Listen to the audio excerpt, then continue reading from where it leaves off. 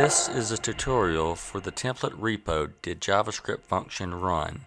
The template enables server code to execute depending on whether JavaScript ran in the browser. Now, let's get started.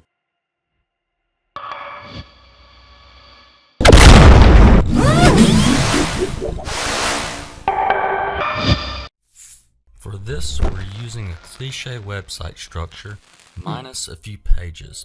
A quick look at the local files and the form page before we add the lines needed to link and enable the template to work.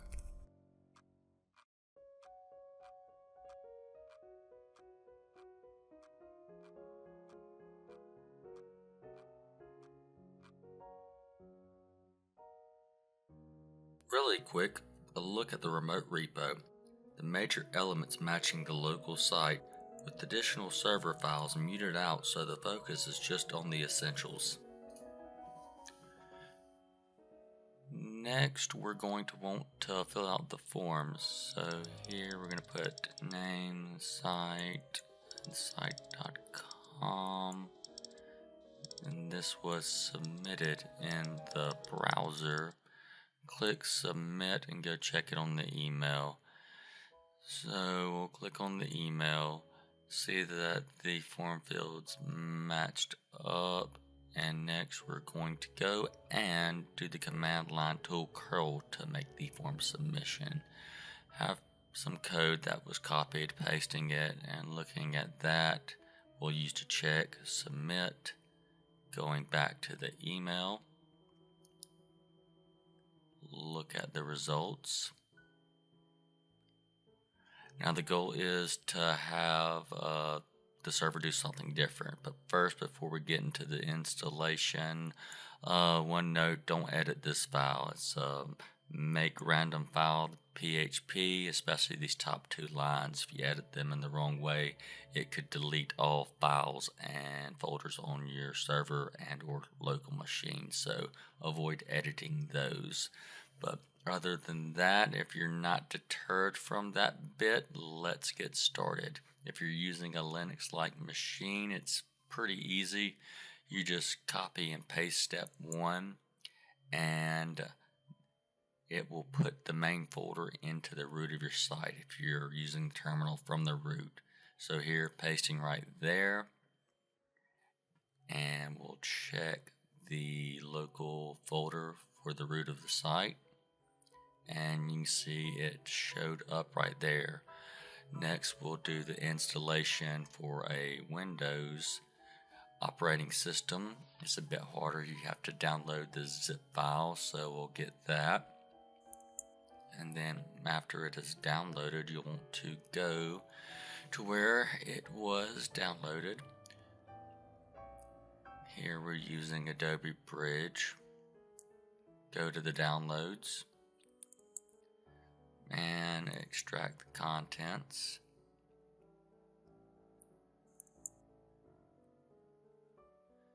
Now we'll navigate into the extracted folder, and we just want to copy this main folder, go to the root of the site and paste it there.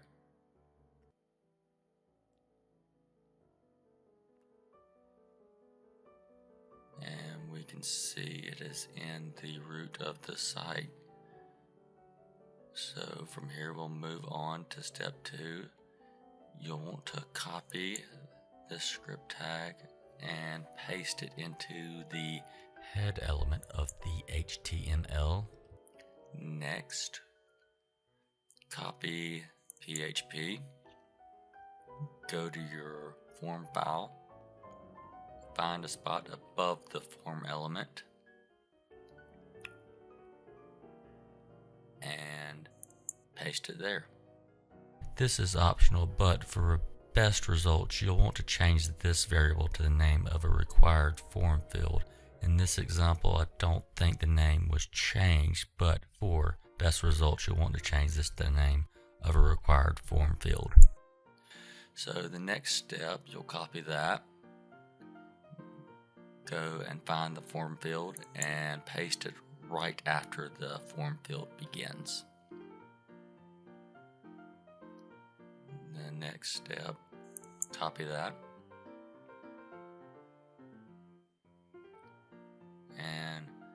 Find the submit button and give it an ID attribute if it does not have one, and paste it into there. This is optional again. For best results, you want to give the submit button that ID attribute. The next step, after the form element, paste that.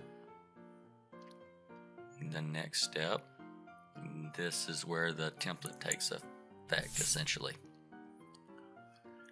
So that's where you want to use the server code when JavaScript runs, and when JavaScript does not run, you'll put server code there. So we have some preset PHP, pasting the step from the repo. We'll extract this ready-made PHP. So cut. The first condition is when JavaScript runs, and the second is when it does not. So we're going to paste this where JavaScript does run. This is what we want the server to do. And then, just for example purposes, we're going to have some other code and paste it to do something when JavaScript does not run. So right here, pasting it when it does not execute. And then here we're going to clean up a bit.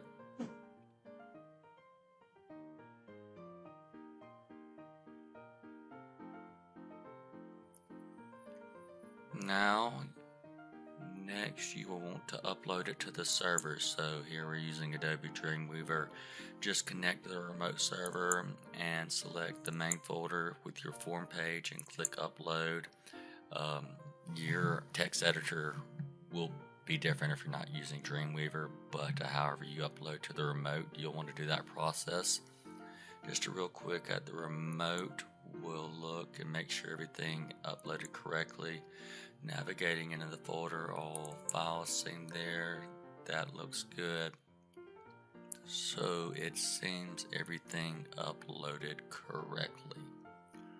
Now we'll do another submission in the browser, filling out the form fields to check against when we look at the email. And getting into some right here, that's what we'll type, and then click submit. And look at the email and see what matches up. And then next we'll use the command line tool curl again to execute the code that runs when JavaScript does not run. So here we'll paste it in, press enter to submit, and then see what the server does. Right here, the email text is no, so it looks good, seems to work, and that is it. Thank you for watching.